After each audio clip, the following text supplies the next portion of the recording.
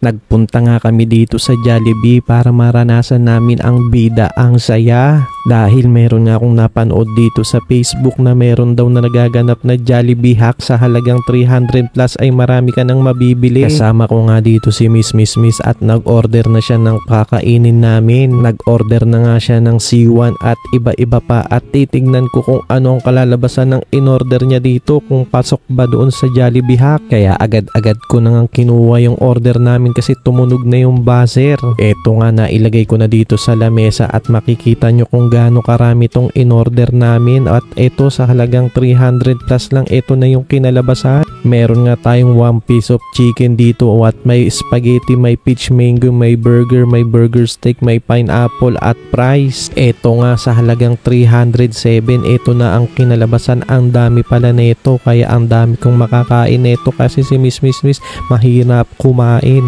Kaya tignan nyo na lang ito, nasa resibo kung magkano.